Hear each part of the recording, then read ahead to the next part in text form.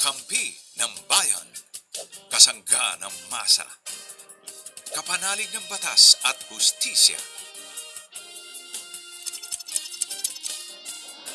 Attorney Danny Con, abogado de Campanilla. Mapayapang gabi po sa ating lahat. Ako po inyong Mare ng Bayan, Mare Yao, at kasama natin ngayong gabi na magbibigay ng kapayapaan.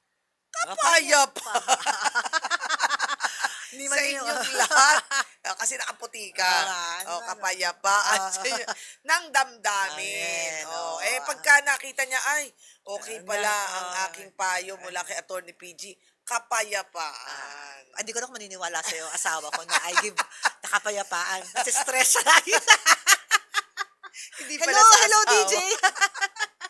Alright, Attorney PG Galang. Okay, para kung gusto nyo ng kapayapaan, ay kayo ay mag-text sa Globe namin. It's 0954-310-0331.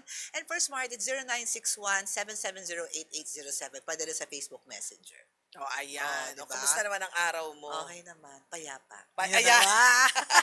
Kahit na may bago ka ng work. Oo nga, hindi Oo, nga payapa oo. ang aking mga oras. Uy, palakpakan muna natin si Attorney Ay, PG. thank you. Baka hindi pa alam kasi yung work mo eh. Hindi ko rin alam ang work ko.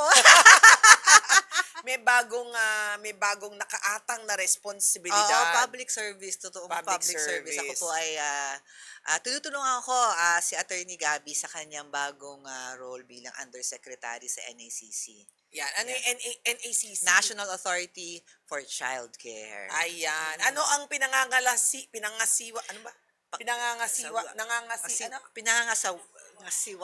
Oo, pinangasiwaan. Oo, siya kasi dati alam niyo 'di ba pag kayo gustong mag-ampon o mag-foster, dumadaan pa kayo sa korte. Tama. Oh, ngayon Ang hindi- mahal nun Oo, at matagal. Mm. Ngayon hindi na. Mas madali. Oo, ito yung lahat na ng mga gustong mag-ampon, kahit anong klaseng pag-ampon, either domestic or intercountry, at for foster care, ay dumadaan na sa NACC, which is just an attached agency ng DSWD. So, quasi-judicial, mas mabilis, at mas katutok lang sa issue na yun.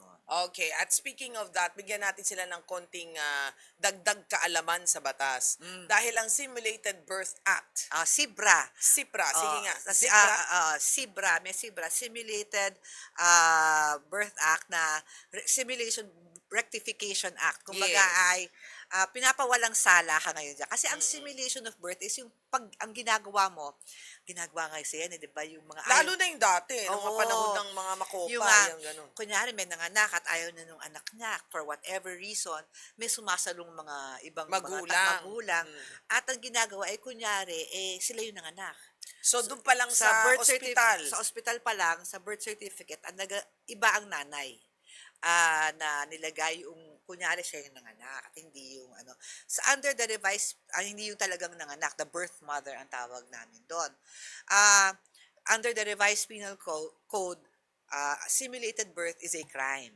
Bawal yun. Bawal pala yun. So ngayon, nagkaroon ngayon ng SIBRA Act na hanggang 2029. Ay, magandang balita yan. Hanggang So, 2029, sa mga taong gumawa po noong unang panahon ng ganyong gawain, ay hindi na kayo kakasuhan ng krimen.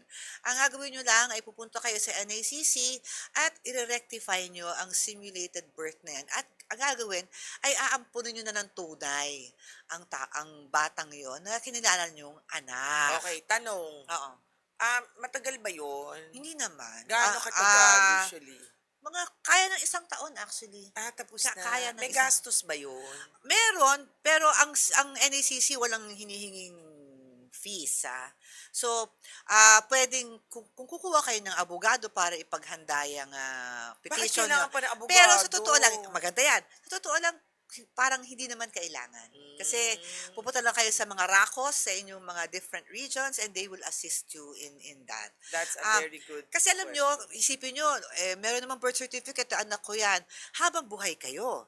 Pero pagdating ng manahan, madaming mga horror stories na since alam naman ng mga ibang kamag-anak nyo na hindi mo talaga anak yan, ay pwedeng i-impugn ang talagang birth certificate na Ayan. yan. Paano daw kung hindi i-rectify? Kung Kung- matigas ang ulo ng mga Kung hindi magulang? i-rectify, edi you will run the risk nga na Pag nagkataon. pag nagkataon at nagkaroon ng na magmamanahan na, meron talagang gano'n na nung manahan na, 'di ba? Na sinabi hindi naman talaga nila anak 'yan, yung birth certificate niya ay Ang fake. humahabol yung mga kamag-anak na Oo, iba. oo, na para hindi makapagmana Yung ang bata. yung bata. Pero Okay. syempre kung minahal mo naman talaga yung At sa kanya talaga pinaglalaanan mo yun, tapos Oo, nawala. Sige oo, nga. oo. Kaya esep-esep din po, Oo, ngayon na oo. meron ng batas na ganyan, magandang Kung hindi mo i-rectify, avail. kung hindi mo i-rectify, magdadasal ka na lang na pag ikaw yumaon, walang magsasabi Hindi, yung hindi mo ibang anak. hindi nagre-rectify dyan, attorney, wala namang ipapamana. Oo nga. Wag na lang, okay na. Oo. Easy chill. O, Okay, sige. sige. O, eto na si Angela ng Muntinlupa, 29 years old. Naka-confine po ang tatay ko sa isang private hospital dahil sa pneumonia na may komplikasyon na rin po sa puso. Naku, HMO. Oo, naku, ito ayun ka. Ang nanay ko po, pero naubos na ang 100,000 na coverage at umabot na po sa humigit kumulang na 300,000 ang hospital bill namin. Nag-aalala po kami dahil hindi naman namin alam kung paano mababayaran ang natitirang halaga at hindi rin siyang maaring ilipat sa public hospital dahil sa kanyang kondisyon. Totoo bang hindi siya maaring ma-discharge hanggat hindi fully paid ang bill? At maaari po ba kaming makiusap sa ospital para sa iba pang payment arrangements? Ay, okay.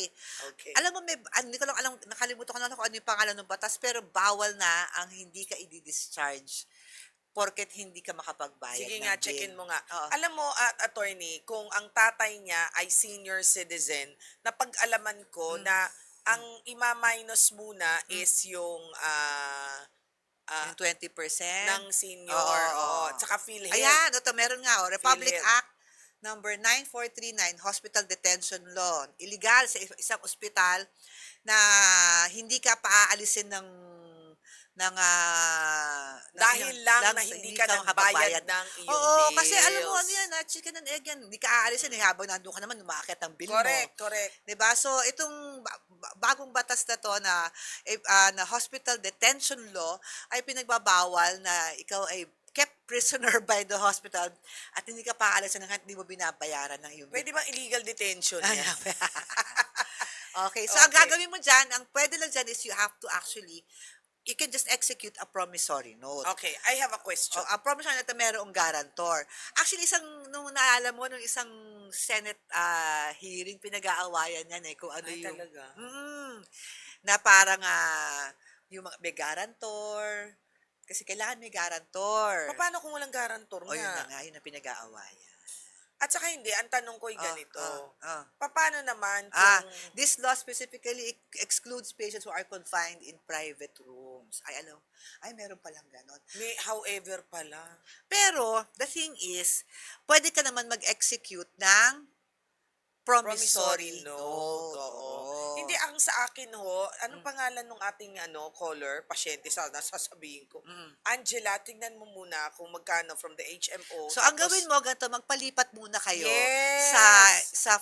kung maka-private room ka man, Angela, magpalipat na muna kayo sa semi-private or sa ward. At doon, from there, ay pwede ka na yung umalis. Kasi bawal pala for private. private. Okay. Oo. Tsaka hindi, tingnan mo muna magkano gastos mo kasi meron pa yung less PhilHealth, Oo nga. senior citizen, tapos yung HMO mo. Baka maliit na lang yan. Ngayon, kung hindi pa talaga kayang umalis, lumipat ka na ng kwarto. Oo, ng ward. Tapos Oo. from there, pwede ka na mag-promissory note. Kasi, sa totoo lang, nagde-negosyo rin naman ng mga ospital, Hindi mo rin sila masisisi. Kung kaya nga meron nga promissory note, may guarantor, di ba? Tapos yung... Actually, di mo nga kung merong mga SSS or hindi lang HMO, kasi yung... Sometimes ba, pwede ka naman umutang kung ikaw ay nasa GSIS or SSS, merong mga... hospital bills. Like, hindi, siguro, pag sa pag-ibig fund, multi-purpose loan. Oo, pwede yun. At saka Oo. mura lang ang interest ng pag-ibig, Yes, Mura lang yung mga ganon, doon ka na kumuha. Kaysa naman, di ba, magkaroon pa ng issue yung mama mo. Hanap Actually, ka na alam ng mo, funds. isa yan sa mga sana pag yumaman pa na kung umayon pa ang ating gobyerno, di ba may mga ibang bansang hindi na pinoproblema ng mga tao ang mga ganyang bagay. Paano pa mang sakit Sakit. mo gagamutin ka na lang at sagot na ng gobyerno. Ba't parang hindi ako nakasalita? Oo nga, Kasi parang di nangyayari sa atin. oo nga Parang walang Ah. kasiguraduhan pagdating sa health. Well, okay. At least meron na tayong PhilHealth. At least meron ng mga HMO. Kasi dati Parang nung hindi ako sure. hindi ka sure. Kasi 'di Oh, ba, anyway. nung unang panahon talagang niyon wala. 'Di ba? Ay sana, ay narinig ko yun, huwag yun Oh. ang ibulong. Narinig ko na eh. Ano Sabi ni Direk, sana tumulong ang bagong health secretary. Ay, oo nga. Dahil marami naman kasing totoo. maitutulong ang Department of Health talaga. Oo naman. Sa totoo lang, there are several ways that they can help patients, no? And so, there are different approach. There are budgets that should be used for the Filipino people. Oo. Kaya ako nalulungkot ako, 'di ba? Parang usually ano ba, ang ginagawa ng mga nangangailangan at may sakit, pila ng pila kung saan, 'di ba? Ayoko Meron- na magsalita, friend, kasi Oo baka nga. mamaya Oo nga, magkaroon sige tayong na nga, problema. sige, 'di ba? Oh, sige. Kasi meron isang movie na si Gina Pareño ang Gumanap. ang title ay Pila. Na yun nga, ang kanyang asawa na senior ay nasa ospital. So the movie just Evolved. follows her sa lahat ng pila na pinuntahan niya para lang makakuha ng pera para mailabas ang kanyang asawa sa ospital. Alam mo, Di ba, kung ang sasabihin lungkot- sa ang akin lungkot yan, nung kasi ang storya. lungkot ng storya, parang gusto kong Di ba? Ganyan. Oo, di ba? Hindi, sa totoo lang parang, kailangan ba talaga ganyan? Hindi kailangan ganyan. Kaya pagdating sa eleksyon, mga ating mga kababayan, Maging matalino. maging matalino tayo. That's true. Diba? So, tingnan nyo yung mga plataforma nila. Kung kasama dyan ay ang healthcare, very good yun, ha? Totoo yan. At sana man lamang ay kanilang tuparin yun, di ba? Wag yung mga libreng 10,000. At saka ano lang, ayoko yung yung 10K, puro di daldal ba? lang. Oo, Dapat wag- may gawa. Oo, diba? Diba? Pero kung ang sabihin, gusto nilang ayusin ang ating health system, ay Diyos ko, maganda mo. Yes. Maganda yan. Oo. O Basta, kaya, oo. tingnan ninyo yung mga leaders na iluluklok nyo sa susunod Oo. dahil nakita nyo na sila ngayon. O, kasi wala naman tayo Ang magagawa. tunay na kulay ay nakikita na ngayon. Oo nga. Nasa inyo Oo. ang beat. Oo. Hawak niyo ang beat. Nasa inyo ang beat. Lalo Ito na nga ngayon, 2026. lapit na. Lapit na. Oo. Malapit na po ang Oh, ating sige. ang panahon para tayo mag-isip naman talaga ngayon. Makatakbo nga. Oo nga, why not? Circle. Sa circle. O dyan sa UP Oval. O kaya nga. Sige. Sige. Okay, sige. Si El ng Maynila may tanong sa atin. Tatakbo ka rin, El? Okay. El? Hello po. Ay, hi, El. Nako. Hello Nagbabad po. siya. Oh, hello, El. Ano ang problema, El? Ay, ito po, okay naman po ako. Okay ka naman Yan. pala. Okay naman siya. Mabuti Wala naman pala siya naman. problema. Kinakamusta ka lang kasi ba mamaya magtampo ka kung hindi ka Oo kinakamusta. nga. Kamusta naman ang bagay-bagay? Oo. Ito po kasi nang-aasusan ako ng legal advice. Okay. Sige po. About sa, bali kasi nangungupahan kami sa may Manila, around Manila. Nangupahan. Nangungupahan. Nangupahan. Okay. Ngayon po, last July 11 po, parang pinatawag po yung asawa ko sa barangay. Bakit? Para po dun sa, kasi po nung June po, hindi po nakapagbayad ng rent yung asawa ko gawa nung nawalan po siya ng work. Ah, okay. Actually, naman nawala, na-float siya. Okay. Okay. Ngayon, hindi po siya nakasahod ng 15 saka ng 30. Hindi po siya nakabayad ng upa. Okay. Ngayon po, yung parang may-ari po ng bahay, parang pinutol po yung tubig namin nung July 5, hindi ako nagkakamali. Kasi yung tubig ninyo, kaakibat yon ng bahay. Wala kayong sariling Apo. kontador. Tapos, bali po, tinanggalan kami ng tubig, hanggang Wala. hindi po daw po kami nakakarayas. Okay. Ang tanong ko, yung lease contract nyo, taunan, buwanan? May kontrata Buwanan ba po. kayo? Wala po kontrata. Walang kontrata. Parang So, buwanan. verbal na, buwanan na 5K, 7K. Buwanan. 7K. 7K buwanan. Masedalo ba yun? Apo. Wala. Rent Pwede ang control. Rent control yan eh. Hello? Ay, Masedalo. Masedalo sa ano pala yun? Sa Developer. amortization. O sige, Elso, pinabarangay kayo noong inyong landlord. Apo. Kasi parang ang gusto niya mangyari, agreement na lang daw po. Tapos kinabukasan, kailangan wala na daw po kami dun sa bahay. Kasi ano daw, pag hindi pa rin po kami umalis, parang puputulan naman kami ng kuryente. So, paano na? Yun ang tanong niya, anong karapatan niya. Meron ba kayong deposit? Oo nga, may deposit ba kayo? Yung deposit po kasi namin, saka yung advance, nagamit na po yun nung time na nanganak po ako. Bali, So meron nagamit po kami na. mga unpaid Nagamit na. unpaid settlement Okay. na. So Wala wala. mga bills. Wala na. Unfortunately, I think kasi since ang kaya tinanong ko kung meron kayong kontrata na kung buwanan, kung taunan, di ba? Kasi usually kung merong mga ganyan, the lease contract will control kung ano man yung usapan nyo. But since buwanan kayo at nag-expire na, it means na every month nag-expire yung upa nyo, Kontrata. yung kontrata nyo. At every month, pwede kayong paalisin May-ari. nung may-ari. Meron na ba kayo mapaglilipatan? Actually ngayon po, kasi nung July 12 po, nung gabi na yun, sige na po kaming lumipat kasi parang 1 week na kaming walang tubig Oo na nga naman, mamaho oh. na po dun sa bahay Oo nga, namin. oo. Ngayon po nga, alisan pa po kami ng kuryente. Kawawa naman po yung maliit ko kasi may 1-year-old Oo, pa alam po mo, El, akong ang tingin ko baby. dyan, lumipat na lang kayo muna. Kasi nga, mahirap labanan na since buwanan pa lang inyong Kontrata. upa, ang Kumbaga, kontrata. masakit man sabihin, Ella, unfortunately, baka wala kayong laban, Medyo mahirap. Medyo mahirap kasi nga buwanan daw kayo, wala kayong kasing kontrata dahil monthly kayo nagbabayad, so buwanan, nagamit mo na rin yung iyong Deposit at advance. Usually kasi may advance. Oo.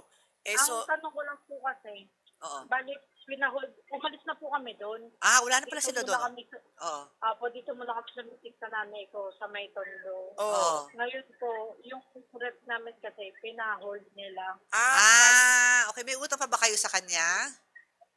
Meron po. Yun. Actually kasi ang mga lessor, meron silang right of lien sa mga gamit na iiwan kung meron pang hindi sila nababayarang, kung meron pang may utang sa kanila, nasa ano yun eh. Magkano ba utang mo dun sa magkano utang? lessor mo? Parang nasa 30K po yata. Nako. Yun na nga. Ayun nga, malaki-laki pa yun para dun sa... Oo. Magkano ba yung ref? Po, Magkano yung refrigerator nyo? nasa 18K po. Ay, kulang pa. Kulang ka pa.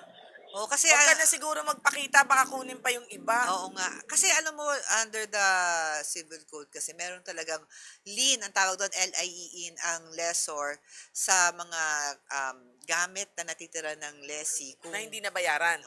Meron Baka mamaya magpakita ka pa doon, baka i-garnish pa pati sweldo ng asawa mo sa susunod. ang garnishment kailangan ng order yun. O, So, kaya nga. Wag na lang. Oo. So, anong payo mo? Yaan mo na. Wala kang magagawa kung kukunin niya yung ref mo at inaamin mo naman merong utang ka pa, talagang meron siyang karapatan na i-hold yung ibang mga gamit to satisfy Para mabayaran. para mabayaran. Yung mga ibang Actually, utang dapat mo. nga okay na yun kung 18,000 yung ref, tapos noon 30,000 yung utang mo, medyo lamang ka pa kung mabubura na yung 30,000 na utang amanos mo. na. Amanos na, El. Oo. Pasensya na, So, Ella, hindi po ganyan ang siya, hindi po katotohanan. siya parang illegal or Hindi Kasi illegal. may nagsabi po na parang wala daw at ang right na paiwan yung gamit. Parang ganun. Hindi ato na mo, lessor's right to hold, lessor's lien ang tawag doon eh. Pero ano ang pangalan niya? Lein. I-N. Pero paano naman kung ikaw ang singilin ng 30? Okay ka lang na magbayad ng 30? Ito is a legal can allows property or asset to hold on to a tenant's or lessee's property left on the premises. This is typically done to recover unpaid rent, damages, or other debts owed under the lease. Pagka kinuha mo yung refrigerator mo, pwede kang magbayad ng 30, kaya mo? Actually, may agreement po din sila dun sa barangay na Kung meron naman para kayo sa agreement sa sila barangay na sinikilaman. magbabayad ka, baka pwede mong Kunin yung ref. kunin yung ref. Oo. But ang kung tinatanong mo kung kung may karapatan ba ang lessor or ang landlord to hold on to the property of a lessee to May satisfy. karapatan bang ilitin yung kanyang ref? Meron dahil Meron. that's the lessor's lien, yun ang tawag doon na pag may utang ang tenante at hindi pa bayad at may naiwang gamit doon, kukunin niya yon para at least mabawasan ang utang. Ngayon, kung meron kayong usapin sa barangay at sinabi yung monthly, baka ipeprenda pa rin yung ref. Actually, kung palang siguro ano sila, kung nasa barangay na rin lang kayo, pag-usapan nyo na lang kung paano nyo babayaran. Correct. At kunin ang ref nyo kung gusto mo talaga yung ref nyo. Although kung ako, kung Tatanungin ka, kung ako tatanungin, kung 30,000 talaga ang utang mo at 18,000 yung ref, ibigay nyo na yung ref. Diba? kasi pagka ikaw naman ang binalikan at pinabarangay ka for small claims Oo, ng permiso pa 15 yun. mil, Ganun din ang babayaran 20, mo eh. di paano ka naman? Oo nga. Kaya mo bang bayaran yung natitirang utang? May agreement po sila sa barangay. Na? Parang may specific Na ano? amount po kung Kung magkano meron every month yung babayaran. Okay, hindi nga. Kasi kung ako din yung nagpapaupa, o sige, may agreement tayo. Pero hanggang sa pinakadulo ng agreement, saka ako sosoli sa'yo yung refrigerator. Nakuha mo, yun yung normal na iisipin ng isang tao. Kasi hindi mo pwedeng sabihin sa akin na, hindi, salita-salita lang. Paano kung di kita makita? Sabagay. Totoo yan. Kahit nasa tundo ka, hindi ko naman alam yung address mo, paano kung lumipat ka doon sa kabila? So, Kaya mahirap. nga, actually, it's precisely the reason why binibigyan ng karapatan ang lessor for that lien. Yeah. Dahil it's difficult for them to go after kung lumipat na, saan nila hahabulin Correct. yun. Diba? Oo. Okay? Salamat. Okay po. Thank you, Okay, Elle. sorry. Oo, Okay, sorry. ganyan talaga. Hindi naman Siguro, lahat, kailangan pagsikapan lang. Wala tayong magawa eh. Oo. Kung ako yun, parang, yung sinasabi ko, di ba, parang kung 30,000 yung Okay utang, na, bigay mo na. Bili ka na lang ulit next time. Oo nga. At saka luma na yun. nagamit mo na. Baka hindi na 18,000 Oo yun. nga. Totoo. Di ba? Anyway. Sige. Anyway, masama tuloy yung loob ni Lee. Oo nga, sorry. Pero at least alam niya na, kasi actually, kahit na hindi nila gusto yung mga sagot natin, at least, Yun ang at least alam niya tototohanan eh. kung ano yung hanggat saan siya lalaban. Oo. Diba? Kasi, Na worth it. di ba nga sinasabi natin dito, pag may karapatan ka, ipaglaban mo. Oo. Pero pagka alam mong madedehado ka na, kinukuha mo lang yung pinakamagandang payo. Oo, totoo. Kasi nga parang, nakalipat na naman sila. So that's a good thing. Alam niyo at least yung alam nating meron sila ng tinitirhan.